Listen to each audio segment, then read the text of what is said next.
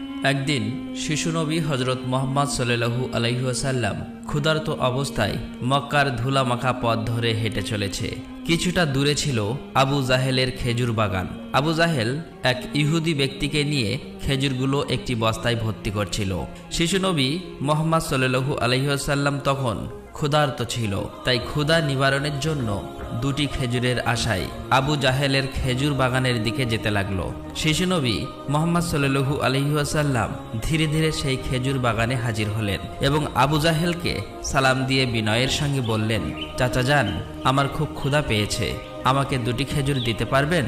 তখন আবু জাহেল তাচ্ছিল্য ভরা চোখে তাকিয়ে বলল, হে মুহাম্মদ, তোমাকে খেজুর দিতে পারি, কিন্তু একটি শর্ত আছে। ওই যে ব্যক্তিটি দাঁড়িয়ে আছে তার কাছে বস্তা আছে, ওইগুলো তুমি মাথায় করে নিয়ে আমার বাড়িতে দিয়ে আসো, তাহলে তুমি খেজুর পাবে। তখন শিশু নবী সাথে সাথে ওই ইহুদি ব্যক্তির কাছে চলে গেলেন। ইহুদি লোকটি তাকে অবাক হয়ে দেখে বললেন, হে বালক মুহাম্মদ, তুমি কি জন্য এসেছো? শিশু নবী মুহাম্মদ সাল্লাল্লাহু আলাইহি ওয়াসাল্লাম বললেন, আমি এই বস্তা মাথায় করে নিয়ে যাব। ইহুদি ব্যক্তিটি বললেন, এই ছোট্ট বয়সে তুমি কি এই বস্তায় নিয়ে যেতে পারবে? শিশু নবী বললেন, নিশ্চয়ই পারবো।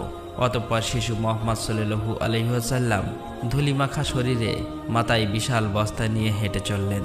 ছোট্ট ছোট্ট পা, ক্লান্ত দেহ, কিন্তু চেহারায় এক অপার্থিব শান্তি। এবং তার পিছু চলেছে আবু জাহেল এবং সেই ইহুদি ব্যক্তি। কিছুক্ষণ পর সেই বস্তা আবু জাহেলের বাড়ির সামনে এসে রাখলেন। তখন ইহুদি ব্যক্তি এই বস্তা নিয়ে বাড়ির ভিতরের কোণে রেখে দিলেন। তারপর শিশু নবী হজরত মুহাম্মদ সাল্লাল্লাহু আলাইহি ওয়াসাল্লাম বললেন, চাচা যান, আমাকে খেজুর দেবেন না? তখন আবু জাহেল মাত্র একটি খেজুর দিলেন। তখন শিশু নবী হজরত মুহাম্মদ সাল্লাল্লাহু আলাইহি ওয়াসাল্লাম বললেন, চাচা যান, আর একটি খেজুর দেবেন না? এই নির্দোষ চাওয়াই যেন আবু জাহেলের আগুনে ঘি ঢেলে দিল। সে রেগে গিয়ে হঠাৎ করে একটি প্রচণ্ড থাপ্পড় মারল শিশু মুহাম্মদ সাল্লাল্লাহু আলাইহি ওয়াসাল্লামের গালে। সঙ্গে সঙ্গে সূর্য যেন হঠাৎ ডুবে গেল, আকাশ কেঁদে উঠল, বাতাস স্তব্ধ হয়ে গেল, পাহাড় পর্বত যেন অশ্রু ঝরালো। যে একটি নিষ্পাপ শিশুর উপর এমন অন্যায়! নিষ্ঠুর আবু জাহেল হাসতে হাসতে ঘরে প্রবেশ করল। ঠিক তখনই ঘটল এক অলৌকিক ঘটনা। খেজুর ভর্তি বস্তার মুখ খুলতেই আবু জাহেল হতবাক হয়ে গেলেন। আবু জাহেল দেখল বস্তার সমস্ত খেজুরগুলো ছোট ছোট পাথর হয়ে গেছে। চোখের সামনে এমন অলৌকিক ঘটনা দেখার পর সেই ইহুদি বিস্ময়ে হতবাক হয়ে গেল। এই দৃশ্য দেখে সেই ইহুদি ব্যক্তি থমকে দাঁড়ালেন।